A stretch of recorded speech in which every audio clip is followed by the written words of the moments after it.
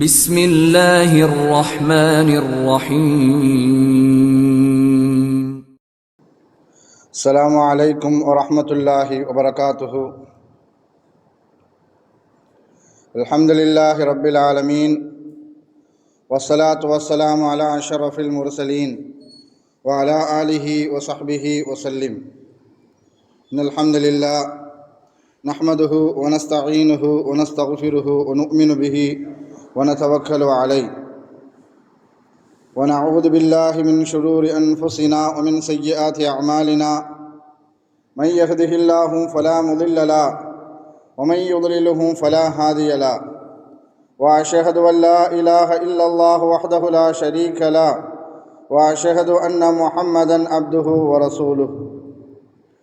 أما بعد، فيا أيها الناس أوصيكم عباد الله وإياي أولا بتقوى الله. قال الله تعالى: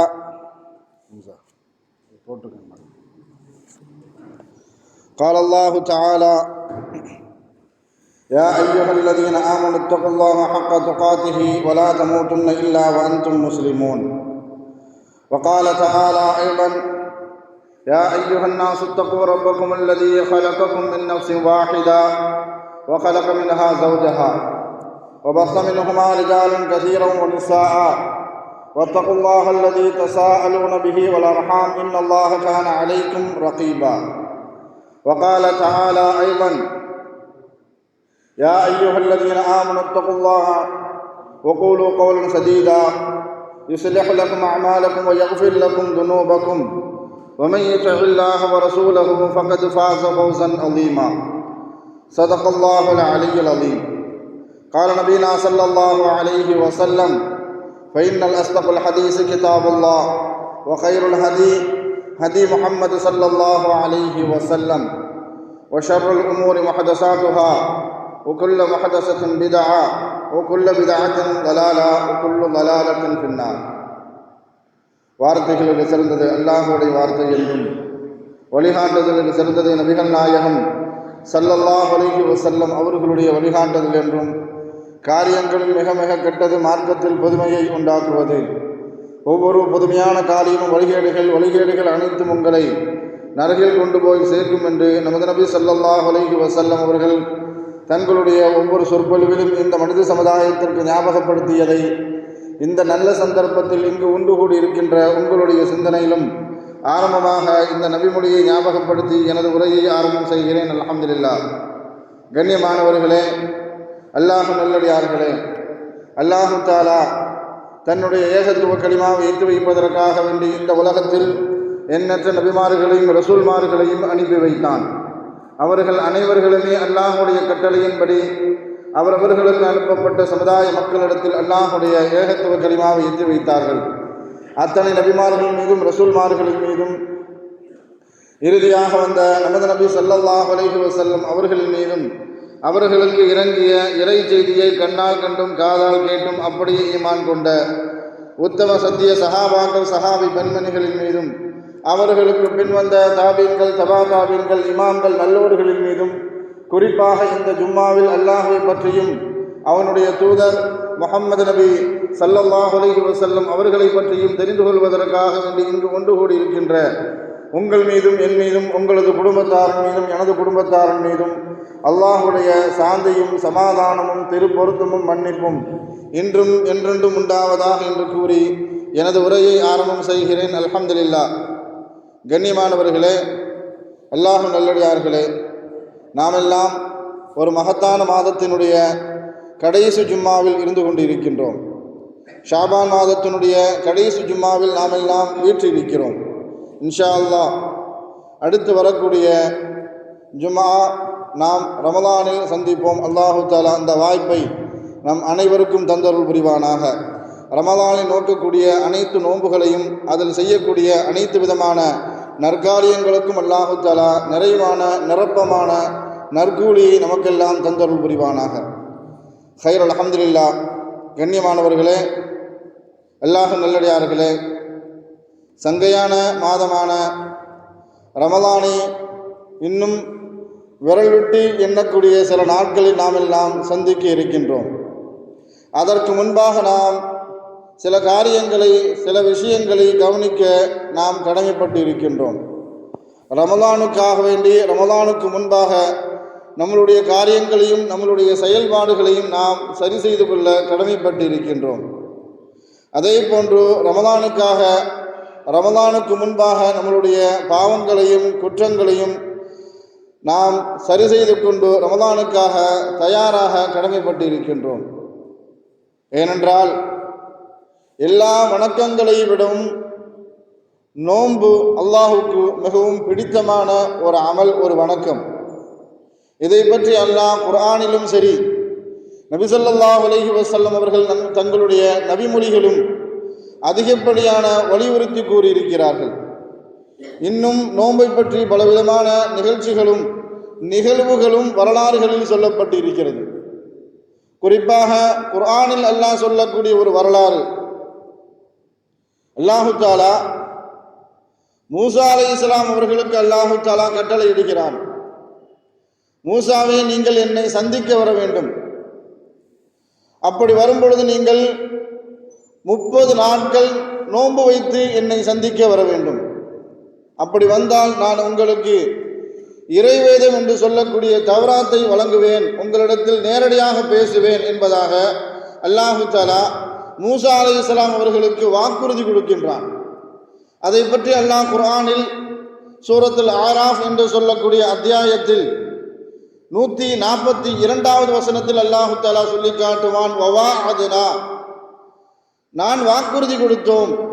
வவாஅத்னா மூசா 30 லைலா, 30 நாட்கள் கழித்து நாம் மூசாவை சந்திப்பதாக நாம் மூசாவுக்கு வாக்குறுதி கொடுத்தோம் என்பதாக அல்லாஹு தஆலா மூசா அலைஹிஸ்ஸலாத்துக்கு சொன்ன வாக்குறுதியை சூரத்துல் ஆராஃபில் அல்லாஹு தஆலா பதிவு செய்வான். மூசா அலைஹிஸ்ஸலாம் அவர்களும் 30 நாட்கள் நோன்பு நோற்றார்கள். அல்லாஹுவை சந்திக்க வேண்டும் என்ற மகிழ்ச்சியில், பேர் ஆனந்தத்தில், பேரின்பத்தில் தங்களுக்கு தாங்களை சுத்தம் செய்து கொண்டு, நறுமணத்தை பூசிக்கொண்டு அல்லாஹ்விடத்தில் சென்று அல்லாஹ்விடத்தில் நேரடியாக பேசுவதற்காக வேண்டி நிற்கக்கூடிய அந்த அல்லாஹு தஆலா எந்த குறிப்பிட்ட இடத்தை குறிப்பிட்டிருந்தானோ அந்த இடத்திற்கு சென்று அல்லாஹ்விடத்தில் பேசுவதற்காக நிற்க செல்லும் பொழுது அல்லாஹு தஆலா மறுபடியும் சொல்கிறான், நீங்கள் இன்னும் 10 நாட்கள் நோன்பு நோக்க வேண்டும் என்பதாக. நமக்கு ஒரு கேள்வி வரும். எல்லாம் ஆரம்பத்தில் அந்த வசனத்தில் ஆரம்பிக்கும் போதே வவாஅத்னா, நான் வாக்குறுதி கொடுத்தேன் என்பதாக அல்லாஹு தஆலா சொல்லி காட்டினான். 30 நாட்கள் நீங்கள் நோன்பு வச்சுட்டு வாங்க, நான் உங்கள்கிட்ட பேசணும், இறைவேதத்தை தரப்போகிறேன், அதற்கப்புறம் நீங்கள் அதன்படி அமல் செய்ய வேண்டும் என்பதாக அல்லாஹு தஆலா வாக்குறுதி கொடுத்திருப்பான். 30 நாள் கழித்து நோன்பு வைத்து கொண்டு வரக்கூடிய அந்த நேரத்தில் அல்லாஹு தஆலா இன்னும் 10 நாட்கள் நீங்கள் நோன்பு வைக்க வேண்டும் என்பதாக அல்லாஹ் சொன்னதாக அந்த வசனத்திலே அல்லாஹு தஆலா தொடர்ச்சியாக பேசுவான். வவாஅத்னா மூசா 30 லைலத்தும் வஅத்மம்னாஹா, அந்த 30 நாட்களை மூசா அலைஹிஸ்ஸலாம் அவர்கள் பூர்த்தி செய்து சென்ற பிறகும் கூட அல்லாஹ் இன்னும் 10 நாட்கள் நோன்பு வச்சுட்டு வாங்க என்பதாக அல்லாஹ் கட்டளை இடுகிறான். அப்படி பார்க்கும்போது அல்லாஹ் வாக்குறுதி தவறிவிட்டானோ என்ற ஒரு எண்ணம் நமக்கெல்லாம் தோன்றும். எந்த காலகட்டத்திலும் எந்த ஜீவராசிகளிடத்திலும் அல்லாஹு தஆலா என்ன செய்ய மாட்டான், வாக்குறுதி மீறவே மாட்டான். இதில் சொல்லக்கூடிய ஒரு விஷயம் என்னன்னு சொன்னால், இந்த வசனத்திற்கு கீழே விளக்கம் எழுதக்கூடிய விளக்கு உரையாளர்கள் அல்லாஹு தஆலா மறுபடியும் ஏன் 10 நாட்கள் நோன்பு வைக்க சொன்னான், 10 நாட்கள் நோன்பு வைக்க சொல்லி எதற்காக வேண்டி அல்லாஹு தஆலா கட்டளையிட்டான் என்பதாக விளக்குரை தரக்கூடிய முஃபஸ்ஸிரீன்கள் அழகான முறையில் நமக்கு விளக்குரை தருவார்கள். 30 நாள் கழித்து மூசா அலைஹிஸ்ஸலாம் அவர்கள் அல்லாஹுவை பார்க்க வேண்டும் என்ற ஆர்வத்தில், பேரானந்தத்தில், பேராசையில் தங்களுக்கு தாங்களே சுத்தம் செய்து கொண்டு நறுமணத்தை பூசிக்கொண்டு அல்லாஹ்விடத்தில் சென்று நின்றார்கள். அப்படி நிற்பதற்கு முன்பாக மிஸ்வாக் செய்துவிட்டு சென்று விட்டார்கள். நமக்கு இன்னொரு கேள்வி தோணும். ஒரு மனிதன் தங்களுக்கு தாங்களே சுத்தம் செய்து கொள்வது அவ்வளோ பெரிய குற்றமா, அல்லது பல் தேய்ச்சிட்டு போகிறது அவ்வளோ பெரிய குற்றமா?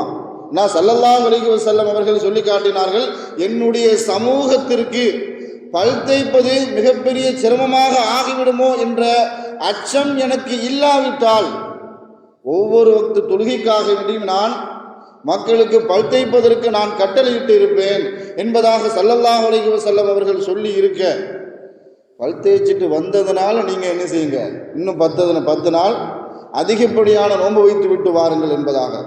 இதில் என்ன கருத்துன்னு சொன்னால், அல்லாஹு தஆலா நோம்பாளியிலத்தில் இருந்து வரக்கூடிய நோம்பாளியின் வாயில இருந்து வரக்கூடிய அந்த வாடை மனிதர்களை பொறுத்த வரைக்கும் அது துர்வாடை. ஆனால் அல்லாஹ்விடத்தில் அது மிகப்பெரிய கஸ்தூரியை விடவும் நறுமணமிக்க ஒரு வாடை. அந்த வாடையை மூசா அலைஹிஸ்ஸலாம் அவர்கள் போக்கிக் கொண்டு நீக்கிக் கொண்டு வந்ததின் காரணத்தினால் அந்த வாடையோடு என்னை சந்திக்க வேண்டும் என்ற கட்டளையிட்டு மறுபடியும் 30 நாள் கழித்து கிட்டத்தட்ட இன்னும் அதிகப்படியான 10 நாட்கள் நோன்பு நோட்டு விட்டு 40 நாள் நோன்பு நோட்டு விட்டு என்னை சந்திக்க வேண்டும். அப்பொழுதுதான் உங்களிடத்தில் நான் பேசுவேன், மாத்திரமல்ல உங்களுக்கு இறைவேதத்தை வழங்குவேன். அல்லாஹு தஆலா எப்பொழுதுமே சுத்தத்தை விரும்பக்கூடியவன், நறுமணத்தை விரும்பக்கூடியவன். இன்னும் சொல்ல போனா இந்த நிகழ்வுகளையே மூசா அலைஹிஸ்ஸலாம் அவர்கள் அந்த குறிப்பிட்ட ஒரு இடத்துக்குள்ள நுழையக்கூடிய நேரத்தில் மூசா அலைஹிஸ்ஸலாத்திற்கு அல்லாஹு தஆலா சொல்லி காட்டுவான், ஃபஹலஅன அலைக், உங்களுடைய இரு காலணிகளையும் உங்களுடைய செருப்பை கலட்டி விட்டு அந்த புனிதமிக்க அந்த ஹரமுக்குள்ள அல்லாஹு தஆலா ஒரு எல்லையை வகுத்து இருந்தான். அந்த எல்லைக்குள்ள உங்களுடைய செருப்புக்களை கலட்டி விட்டு உள்ள வாருங்க அப்படின்னு. என்ன, அந்த செருப்புல அசுத்தம் இருக்கலாம், அந்த அசுத்தத்தின் மூலமாக என்னை சந்தித்து விடக்கூடாது என்ற நோக்கத்தில், இந்த கருத்தில் அல்லாஹு தஆலா அப்படி நுணுக்கமாக அல்லாஹு தஆலா கவனித்திருக்கிறான். மாத்திரமல்ல, ஒரு நோம்பாளியின் வாயிலிருந்து வரக்கூடிய வாடை அல்லாஹ்விடத்தில் எவ்வளவு பெரிய உயர்ந்த அந்தஸ்தை பெற்றிருக்கிறது என்பதை உணர்த்துவதற்காக வேண்டி அல்லாஹு தஆலா மேலும் 10 நாட்கள் நீங்கள் நோன்பு இருந்து விட்டு என்னை சந்திக்க வேண்டும் என்பதாக அல்லாஹு தஆலா மூசா அலைஹிஸ்ஸலாத்துக்கு கட்டளையிட்டான். நாம் ஒரு விஷயத்தை சிந்திச்சு பார்க்கணும். நோன்பு காலகட்டத்தில் நாம் செய்யக்கூடிய இன்னும் பெரிய சாதனை என்ன சாதனைன்னு சொன்னால், நோம்பாளிகள், நோன்பு பிடிக்கக்கூடியவர்கள், அதுவும் புகை பிடிக்கக்கூடிய பழக்கமுடையவர்களாக இருந்தால் அவர்களுக்கு ஒரு பெரிய சிரமம். நோன்பு திறந்துடுவாங்க, தண்ணீரை குடிச்சிருவாங்க, தொழுகைக்கு வரத்துவதற்கு முன்பாக அவர்கள் ஒரு பீடியையோ அல்லது சிகரெட்டையோ 2 இழுப்பு இழுத்தா தான் அவர்களுடைய நஃப்ஸு என்ன செய்யும், இது அடங்கும். இப்போ தான் மனசு என்னது, மைண்டு ரிலாக்ஸாக இருக்குது, இப்போ தான் எதையோ சாதித்த மாதிரி இருக்குது அப்படின்னு சொல்லுவாங்க. ஆனால் நோன்பு நமக்கு கற்றுத்தரக்கூடிய மிகப்பெரிய ஒரு பயிற்சி என்னன்னு சொன்னால், காலங்காத்தால் எழுந்தி சஹருக்கு சுபூக்கு முன்பாக சஹர் வைத்து விட்டு கிட்டத்தட்ட 13 மணி நேரம் அல்லது 14 மணி நேரம் நமக்கு சொந்தமான ஹலாலான உணவு, ஹலாலான தண்ணீர், ஹலாலான மனைவி எல்லாம் அருகாமையில் இருந்தும் கூட அல்லாஹ் சொன்ன ஒரே ஒரு காரணத்திற்காக வேண்டி அதை தொடாம, பக்கத்தில் இருந்தும் கூட அதை தொடாம நம்மளுடைய உள்ளத்தை எப்படி பாதுகாத்தோம், அந்த பயிற்சி கிட்டத்தட்ட நோம்பில் மாத்திரமல்ல, நோன்பு பிறகும் கூட, நோன்பு திறந்த பிறகும் கூட, நோன்புக்கு பின்னாடி வரக்கூடிய 11 மாதங்களும் அந்த பயிற்சியை கடைபிடிக்க வேண்டும் என்ற மனப்பக்குவத்தை, மனசாட்சியை அடக்கக்கூடிய ஒரு பக்குவத்தை தான் நோன்பு நமக்கு பயிற்சியாக தருகிறது என்பதை நாம் விளங்கிக் கொள்ள வேண்டும். ஸல்லல்லாஹு அலைஹி வஸல்லம் அவர்களுடைய ஒரு பழக்கம், எந்த காலகட்டத்திலும் பச்சையான வெங்காயத்தையோ அல்லது பச்சையான பூண்டையோ என்ன செய்ய மாட்டாங்க, ஸல்லல்லாஹு அலைஹி வஸல்லம் அவர்கள் சாப்பிட மாட்டாங்க. ஸல்லல்லாஹு அலைஹி வஸல்லம் அவர்கள் எப்பொழுதும் மக்காவிலிருந்து மதீனாவுக்கு ஹிஜ்ரத் செய்து சென்றார்களோ அந்த ஆரம்ப காலகட்டத்தில் ஸல்லல்லாஹு அலைஹி வஸல்லம் அவர்கள் உணவு கொடுக்கக்கூடிய பொறுப்பை ஒரு சஹாபி எடுத்துக்கொண்டார்கள். அபூ அய்யூபுல் அன்சாரி என்று சொல்லக்கூடிய ஒரு சஹாபி ஸல்லல்லாஹு அலைஹி வஸல்லம் அவர்களுக்கு உணவு கொடுத்து விடுவாங்க. அதை சாப்பிட்டுட்டு மிச்சம் இருந்தால் திரும்பவே என்ன செஞ்சிருவாங்க, ஸல்லல்லாஹு அலைஹி வஸல்லம் அவர்கள் சஹாபாக்களுக்கு கொடுத்துருவாங்க. அது பரக்கத்தாக எண்ணி சில சஹாபாக்கள் அதை பகிர்ந்து சாப்பிடுவார்கள். அதே மாதிரி ஒரு தடவை அபூ அய்யூபுல் அன்சாரி ரலியல்லாஹு அவர்களுடைய வீட்டில் இருந்து ஸல்லல்லாஹு அலைஹி வஸல்லம் அவர்கள் உணவு கொடுத்து விடப்படுகிறது. அதை அப்படி திரும்ப கொடுத்து விட்டாங்க. ஸல்லல்லாஹு அலைஹி வஸல்லம் அவர்கள் அந்த உணவுல கையே வைக்கல, அப்படி திரும்ப என்ன செஞ்சிட்டாங்க, திரும்ப கொடுத்து விட்டாங்க. அந்த உணவோடு ஓடி வந்து விட்டார்கள் அபூ அய்யூபுல் அன்சாரி, யா ரசூலல்லாஹ், நாங்கள் எதுவும் குற்றம் செஞ்சிட்டோமா, எதுவும் தப்பு செஞ்சிட்டோமா, கொடுத்த உணவு அப்படியே சாப்பாட்டை அப்படியே திரும்ப கொடுத்து விட்டீர்களே, என்ன காரணம் அப்படின்னு கேட்கும் பொழுது தான், இதில் வெள்ளைப்பூடு கலந்துருக்குது, இதில் வெங்காயம் கிடக்கிறது, அதை சாப்பிட்டு விட்டால் நீங்கள் சந்திக்காதவர்களை நான் சந்திக்கின்றேன், நீங்கள் சந்திக்காத கண்ணியமானவர்களை நான் சந்திக்கின்றேன், நான் ஜிப்ரீலை சந்திக்கின்றேன், நான் மலக்குமார்களை சந்திக்கின்றேன். இதை சாப்பிட்டு விட்டு அவர்களிடத்தில் உரையாடும் பொழுது, அவர்களை சந்திக்கும் பொழுது அந்த வாடை துர்வாடை அவர்களுக்கு நோவினைப்படுத்தக்கூடும். அதனால தான் ஸல்லல்லாஹு அலைஹி வஸல்லம் அவர்கள் ஒரு விஷயத்தை கவனிக்கணும். வெங்காயம் ஹராம் கிடையாது, பூண்டு ஹராம் கிடையாது. ஆனால் இருந்தாலும் ஸல்லல்லாஹு அலைஹி வஸல்லம் அவர்கள் சொல்லி காட்டினார்கள், துர்வாடை உள்ள வஸ்துவை நீங்கள் சாப்பிட்டு விட்டால் பல் துளக்கி விட்டு பள்ளிவாசலுக்கு வாங்க. நாம் மனிதர்களுக்கு பிடிக்கின்றதோ இல்லையோ, மலக்குமார்களுக்கு அந்த வாடை என்ன செய்யாது, அந்த வாடை சுத்தமாக பிடிக்காது. ஏன்னா பள்ளிவாசல்ல மலக்குமார்கள் நிரம்பி இருக்கக்கூடிய ஒரு இடம். அப்படி வரும்பொழுது நீங்கள் பூண்டையோ பச்சையாக சாப்பிட்டால் அல்லது வெங்காயத்தை பச்சையாக சாப்பிட்டால், என்ன சஹருடைய நேரத்தில் தயிரில் வெங்காயத்தை கலந்து சாப்பிடக்கூடிய பழக்கம் நம்மளிடத்துலாம் இருக்குது. அந்த மாதிரி நேரத்தில் அதை சாப்பிட்டுட்டுன்னு சொன்னால் வாயை சுத்தமாக கழுவி பல் தெளித்து விட்டு சஹருக்கு வரும்பொழுது நாம் சுபூடைய ஜமாத்தை கலந்து கொள்ள வேண்டும். அதே மாதிரி இஃப்தார் முடித்த பிறகு அது போன்ற உணவுகளை, துர்வாடை உள்ள உணவுகளை சாப்பிடக்கூடிய ஒரு சந்தர்ப்பம் ஏற்பட்டு சாப்பிட்டு விட்டால் பள்ளிவாசலுக்கு வரும்பொழுது நீங்கள் பல் துளக்கி விட்டு வர வேண்டும் என்பதாக ஸல்லல்லாஹு அலைஹி வஸல்லம் அவர்களுடைய கட்டளை. ஒரு விஷயத்தை நினைச்சு பார்க்கணும். ஹலாலாக்கப்பட்ட ஒரு விஷயத்தை சாப்பிட்ட பிறகும் கூட நாம் பள்ளிவாசலுக்கு வரும்பொழுது மனிதர்களுக்கும் சரி மலக்குமார்களுக்கும் சரி நம்மளுடைய மூச்சு காற்றின் மூலமாக கூட மற்றவர்களுக்கு தொந்தரவு கொடுத்து விடக்கூடாது என்று இருக்கக்கூடிய இந்த நேரத்தில் நோன்பு திறந்த உடனே பீடியோ சிகரெட்டையோ வாயில் வச்சுட்டு வாயை மட்டும் கொப்பளிச்சுட்டு சஃபில் வந்து நிற்கும் பொழுதோ மக்களுக்கு எப்படி இருக்கும், இன்னும் சொல்லப்போனால் மலக்குமார்களுக்கு எப்படி இருக்கும் என்பதை நாம் சிந்தித்து பார்க்க உணர்ந்து பார்க்க கட்டளைப்பட்டிருக்கிறோம். அந்த மாதிரி சூழல் இருக்குது அப்படின்னு சொன்னால் அந்த மாதிரி விஷயத்தை நாம் கைவிடுறது, அல்லாஹ்வுக்காக வேண்டி நோம்புக்காக வேண்டி கைவிட்டு விட்டால், அதை அல்லாஹ் தஆலா ஏற்றுக்கொண்டால், அல்லாஹ்வுக்காக வேண்டி நாம் ஒரு விஷயத்தை செய்யும் பொழுது அல்லாஹ் தஆலா அதிகப்படியான சந்தோஷத்தை பெறலாம். நோன்புல நாம் இன்னொரு விஷயத்தை கவனிக்கணும். கிட்டத்தட்ட வயது நிரம்பியவர்கள், வயதை கடந்தவர்கள் எத்தனையோ பேர் நாம் என்ன செய்கிறோம், இந்த ஜும்மாவில் வீட்டு இருக்கிறோம். நம் சமூகத்தில் நம்ம வயதுக்கு உட்பட்ட எத்தனையோ ரமலானை கடந்திருப்போம், எத்தனையோ ரமலானை சந்தித்திருப்போம். அந்த ரமலானில் எத்தனையோ நோன்புகளை நாம் நோற்றிருப்போம். அந்த நோன்புகளெல்லாம் நமக்கு ஏற்றுக்கொள்ளப்பட்டு இருக்கிறதா? அல்லாஹ்விடத்தில் நம் நோன்புடைய நன்மை எடுத்து காட்டப்பட்டு இருக்கிறதா? அந்த நோம்பினுடைய நன்மைகளை அல்லாஹ் தஆலா அங்கீகரித்திருக்கிறானா என்பதை நாம் சிந்தித்து பார்க்க வேண்டும். சஹாபாக்களுடைய ஒரு பழக்கமே ரமலானுக்கு 6 மாதத்துக்கு முன்பாக ரமலானை பற்றி கவலைப்பட ஆரம்பித்து விடுவார்கள். யா அல்லாஹ், நாங்கள் ரமலானை சந்திக்கும் பொழுது நாங்கள் நலமாக இருக்க வேண்டும். நாங்கள் ரமலானை சந்தித்து விட்டால் ரமலான் எங்களிடத்தில் நலமாக இருக்க வேண்டும். இந்த துஆவை சஹாபாக்கள் அதிகப்படியாக செய்வார்கள். ரமலானை கடந்து விட்டால், ரமலானை சந்திக்கும் பொழுது அதிகப்படியான நன்மைகளை செய்து அல்லாஹ்வுடைய பொருத்தத்தை பெற்றுக்கொள்ள வேண்டும் என்று ஆசையோடும் ஆர்வத்தோடும் அமல்களில் சஹாபாக்கள் ஈடுபடுவார்கள். அதுவே ரமலானை கடந்து விட்டால் ரமலானில் நாம் செய்த அனைத்து நற்காரியங்களும் அல்லாஹுவால் ஏற்றுக்கொள்ளப்பட வேண்டும், அல்லாஹுவால் அங்கீகரிக்கப்பட வேண்டும், அல்லாஹுவால் பொருத்தம் படப்பட வேண்டும் என்பதற்காக வேண்டி 6 மாத காலங்கள் சஹாபாக்கள் துஆ செய்வார்கள் என்பதாக வரலாறு. இப்னு உமர் ரலியல்லாஹு தஆலா அவர்கள் ஹஜ்ஜுக்காக வேண்டி சென்ற நேரத்தில் ஹஜ்ஜுக்கு வந்த அந்த கூட்டத்தை பார்த்து, இப்போ இருக்கிற மாதிரி 30 லட்சம் பேர் 35 லட்சம் பேர்லாம் இல்லை. அன்றைய காலகட்டத்தில் அவர்களுடைய கூட்டம் சொன்னாலே ஒரு 3 லட்சம் பேர் கூடினாலே அது ஒரு மிகப்பெரிய ஒரு மாநாடு மாதிரி.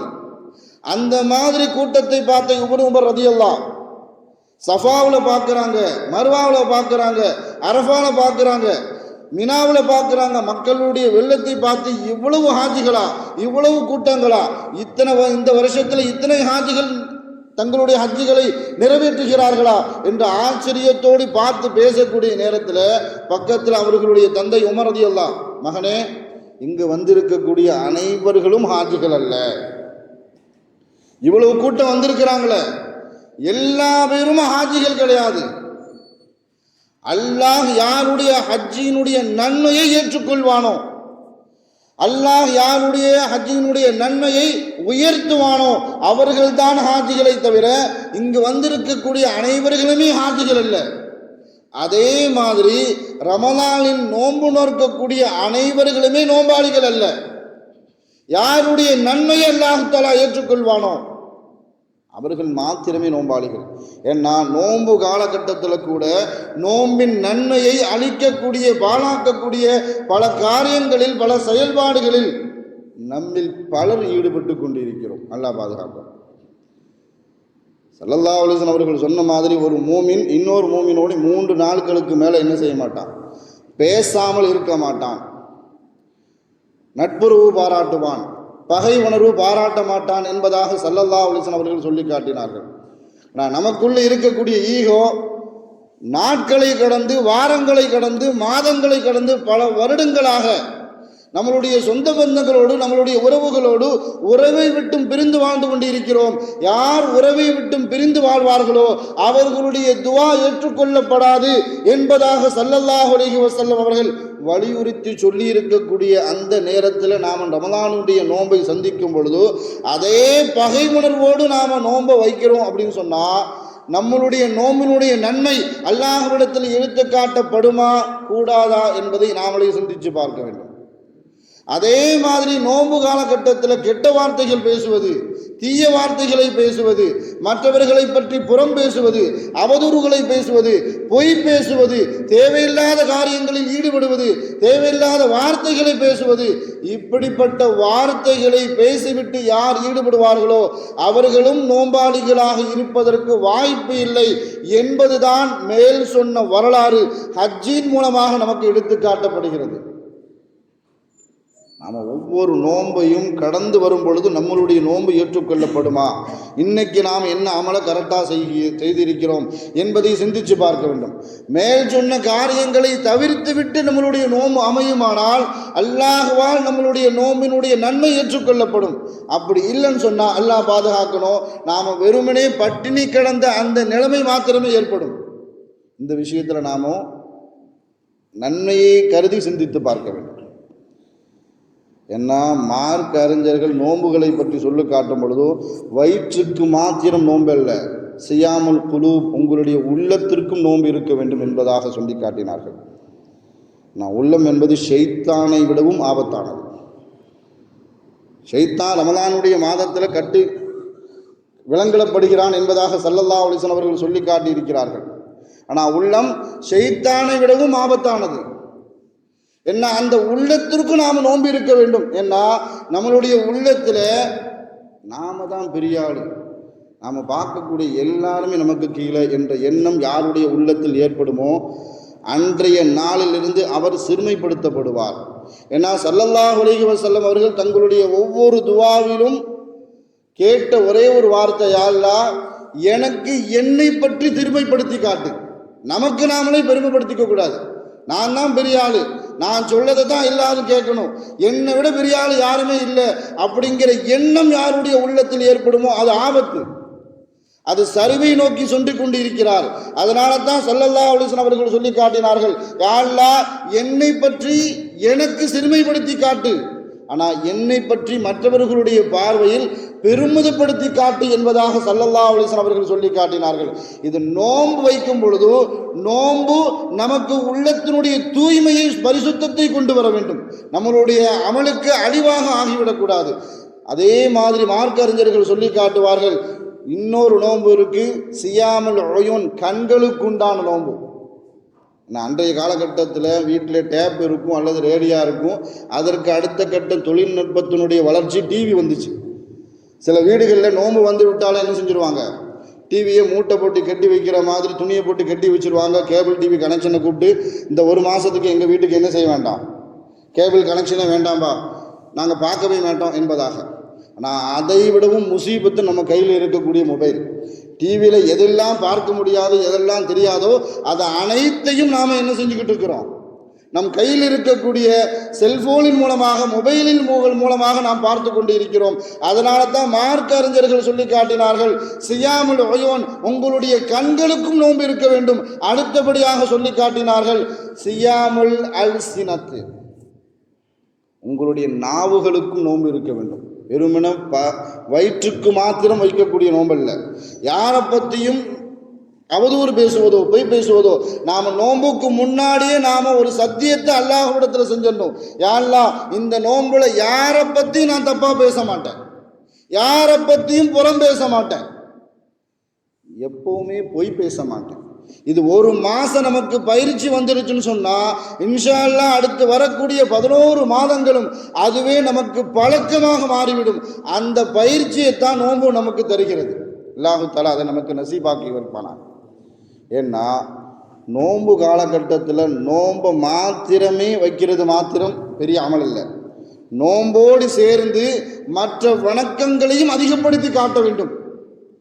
சில நம்ம சமூகத்தில் சிலர் இருக்கிறாங்க. எப்படின்னு சொன்னால், நோன்பு காலகட்டத்தில் நோன்புக்கு முன்னாடி அவர்களுடைய வணக்கங்கள் எப்படி இருந்ததோ அதை விட்டும் ஒரு தரஜா கூட கூடாமல் அப்படியே போயிட்டு இருந்துச்சுன்னு சொன்னால் அவர்களுடைய நோன்பு கொஞ்சம் சிந்தித்து பார்க்க வேண்டும். நான் நோன்புல அவர்களுடைய அமல் வணக்க வழிபாடுகள் தொழுகைகளும் சரி. ஏன்னா நோன்பு பற்றி ஸல்லல்லாஹு அலைஹி வஸல்லம் அவர்கள் சொல்லி காட்டும் பொழுது இரவு தொழுகையை அதிகப்படுத்தி காட்டக்கூடியது தான் ரமலானுடைய மாதம் என்பதாக ஸல்லல்லாஹு அலைஹி வஸல்லம் அவர்கள் சொல்லி காட்டினார்கள். நோன்புல நாம் நோன்பு வச்சுட்டு ஃபரத தொழுகிறோம், அல்ஹம்துலில்லாஹ். சுன்னத்தான நஃபிலான தொழுகையில் தொழுகிறோம், அல்ஹம்துலில்லாஹ். அதிகப்படுத்தி காட்டுவது தராவியா தொழுகை. அதே மாதிரி மற்ற இரவு தொழுகையிலையும் நாம் என்ன செய்யணும், அதிகப்படுத்தி காட்டணும். நான் இன்னும் சில பேர் இருக்கிறாங்க, அவர்களுடைய நிலைமையை நினச்சா நமக்கே பரிதாபமாக இருக்கும். நோன்பு வைக்கக்கூடியவர்கள் ஃபரலான தொழுகை கூட என்ன செய்கிறதில்லை, ஈடுபடுறதில்லை. இன்னும் சொல்ல போனால் சில பேர் நோன்பு வைக்கிறதில்லை, தொழுகைக்கும் வரதில்லை. ஆனால் நோன்பு என்பது, ரமலான் என்பது நன்மைகளுடைய பொக்கிஷம். இன்னும் சொல்ல போனால் நன்மைகளின் கடல். கடலை சில மனிதர்கள் எப்படி பயன்படுத்துவார்கள் சொன்னால், கடலினுடைய ஆழத்தை விளங்கி கொண்டவர்கள் கடலில் மூழ்கி முத்தெடுப்பாங்க. சில பேர் அந்த அலைகளினுடைய ஆற்றலை அறிந்து கொண்டவர்கள் வலை வீசி என்ன செய்வாங்க, மீன் பிடிப்பாங்க. சில பேர் வாழம் இல்லாத இடத்துல இறங்கி குளிப்பாங்க. சில பேர் கடலில் மாத்திரம் காலை மட்டும் என்ன செய்வாங்க, நனைத்து கொண்டு வருவார்கள். சில பேர் ரசிக்க மட்டும் செய்வாங்க, கடல் பக்கத்துலலாம் என்ன செய்ய மாட்டாங்க, போக மாட்டாங்க. அதே மாதிரி தான் அந்த ரமலான் என்ற கடலை நாம் எப்படி பயன்படுத்த போகிறோம். நாம் இறங்கி முத்தெடுக்க போகிறோமா, அல்லது மீன் பிடிக்க போகிறோமா வலை வீசி, அல்லது இறங்கி குளிக்க போகிறோமா, அல்லது கால்களை மாத்திரம் நனைக்க போகின்றோமா, அல்லது தூரமாக இருந்து வேடிக்கை பார்க்க போகிறோமா? இந்த விஷயத்தை நாம் சிந்திச்சு பார்க்க வேண்டும். ஏன்னு சொன்னால் ரமலானில் அதிகப்படியான அமல்லையே சிறந்த அமல் ரமலான் அல்லாத காலகட்டத்தில் அல்லாஹு தஆலா குர்ஆனில் நபிக்கு சொன்ன வார்த்தையே, யா ஐயுஹல் முஸ்ஸம்மில், போர்வை போத்தி கொண்டு இருப்பவரே, குமில் லைல, இரவு முழுவதும் நீங்கள் வணங்குங்கள். இந்த வார்த்தை சஹாபாக்களுக்கு ஒரு பெரிய சிரமத்தை உண்டாக்குச்சு. அல்லாஹ் இரவு முழுவதும் வணங்க சொல்கிறான அப்படின்னு சொன்ன உடனே அல்லாஹு தஆலா அந்த வார்த்தையில் ஒரே ஒரு வார்த்தையை மட்டும் சேர்த்து ஒரு சின்ன சலுகை மாத்திரம் கொடுத்தான். குமில் லைல இல்லா கலீலா, யா ஐயுஹல் முஸ்ஸம்மில் குமில் லைல இல்லா கலீலா, இரவில் சிறு நேரத்தை தவிர மற்ற நேரத்தில் தொழுவுங்க. அல்லாஹ் சின்ன நேரம் சொல்லிட்டான, அது எந்த நேரம் சொல்லி அல்லாஹு தஆலா குறிப்பிடலையே என்பதாக கவலைப்பட்டு கொண்டிருந்த சஹாபாக்களுக்கு அல்லாஹு தஆலா அடுத்த வசனத்தை அல்லாஹு தஆலா சொல்லி காட்டினா, நிஸ்ஃபஹு, இரவு பாதியாக ஆக்குங்கள், அவின் குஸ்மின்ஹு, அந்த இரவின் பாதியிலேயே நீங்க என்ன செஞ்சுக்கங்க, கொஞ்சம் குறைச்சிக்கங்க. அதனால தான் ஸல்லல்லாஹு அலைஹி வஸல்லம் அவர்கள் ஒவ்வொரு நேர இரவு தொழுகையிலையும் வித்தியாசம் காட்டுவார்கள். சில நேரத்தில் இரவின் முன்பகுதி, சில நேரத்தில் இரவினுடைய நடுப்பகுதி, சில நேரங்களில் இரவினுடைய கடைசி பகுதியை என்ன செய்வாங்க, தங்களுடைய தொழுகைக்காக வேண்டி நியமித்துக் கொள்வார்கள். அதைத்தான் அல்லாஹு தஆலா சொல்லி காட்டினா, குமில் லைல இல்லா கலீலா நிஸ்பஹு அவின் குஸ்மின்ஹு இல்லா கலீலா, இரவினுடைய பாதியை நீங்கள் தேர்ந்தெடுத்துக் கொள்ளுங்கள். அதிலிருந்து உங்களுக்கு எந்த பாதி பிடிக்குமோ, எந்த பகுதி பிடிக்குமோ அதை நீங்கள் தேர்ந்தெடுத்துக் கொள்ளுங்கள். ரமலான் அல்லாத காலகட்டத்திலேயே நபிக்கிட்ட கட்டளை. ரமலானுடைய இரவை எப்படி பயன்படுத்திக் கொள்ள வேண்டும் என்பது இந்த குர்ஆனுடைய வசனத்தை நாம் சிந்தித்து பார்க்க வேண்டும். ரமலானில் அடுத்தபடியாக ரமலானுடைய அடையாளமே குர்ஆன் தான். இந்த குர்ஆனை கொண்டு தான் அல்லாஹு தஆலா என்ன செஞ்சிருக்கிறான், ரமலானை அடையாளப்படுத்தி இருக்கிறான். குர்ஆனை எந்த சமூகம் கையில் எடுத்துக்கொண்டதோ, குர்ஆனை எந்த சமூகம் சிந்தித்து பார்க்க ஆரம்பித்ததோ, குர்ஆனை எந்த சமூகம் சிந்தித்தது மாத்திரமல்ல அதை செயல்படுத்த ஆரம்பித்ததோ, அந்த சமூகம் எல்லாமே வெற்றி பெற்று இருக்கிறது. இரண்டாவது உலகப் போர் முடிந்த அந்த நேரத்தில் இங்கிலாந்தினுடைய பாராளுமன்றத்தில் இங்கிலாந்தினுடைய பிரதமர் வில்சன் சர்ச்சில் என்று சொல்லக்கூடிய அன்றைய காலகட்டத்தினுடைய பிரதமர், அவர் பாராளுமன்றத்தில் பேச ஆரம்பிக்கிறார்.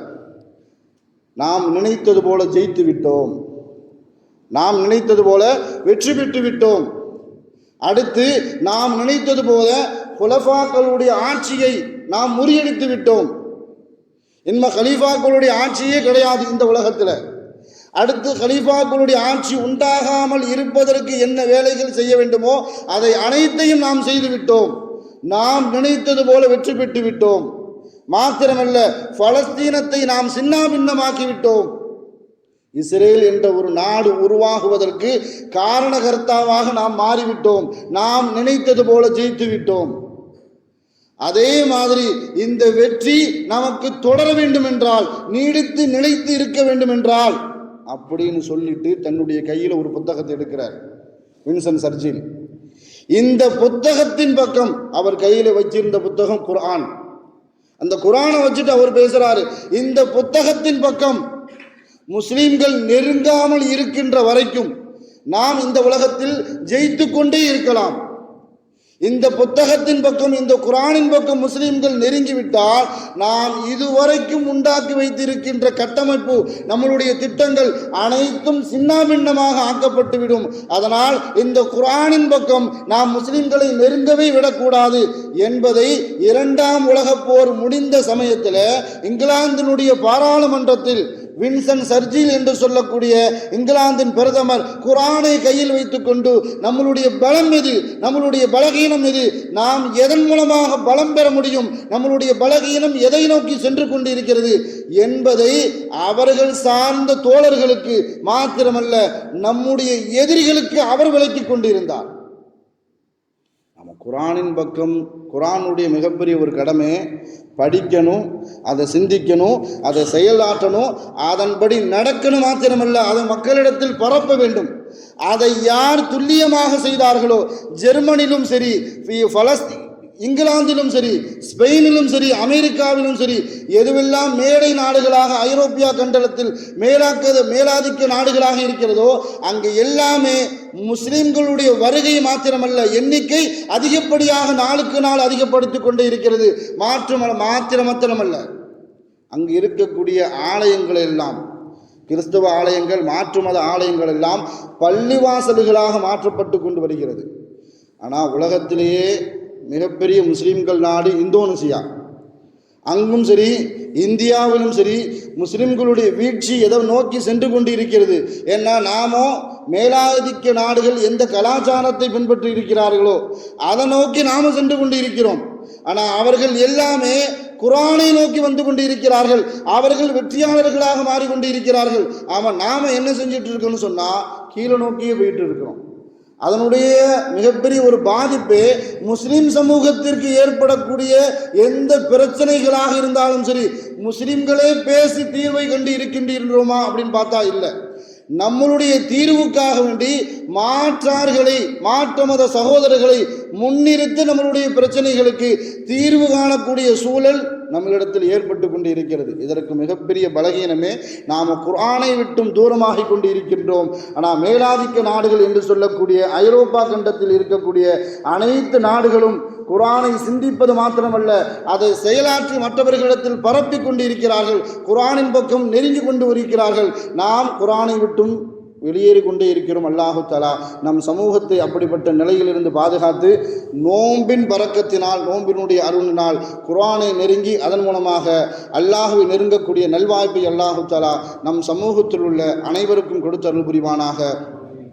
வாழும் காலமெல்லாம் நோய் நொடிகள் இல்லாமல் உடல் ஆரோக்கியத்தோடு மனநிறைவோடு இன்பத்தோடு அல்லாஹுவை நின்று வணங்கி வழிபட்டும் வாழும் நசீபை இல்லாமல் அல்லாஹ் உங்களுக்கும் எனக்கும் நம்ம ஈண்டெடுத்த தாய் தந்தையர்களுக்கும் நம் மனைவி மக்கள் உற்றார் உறவினர் யாவருக்கும் கொடுத்தல் புரிவானாக என்று கூறி எனது வார்த்தையை நிவர்த்தி செய்கிறேன். வாஹிரு தாவானா அல்ஹம்துலில்லாஹி ரப்பில் ஆலமீன்.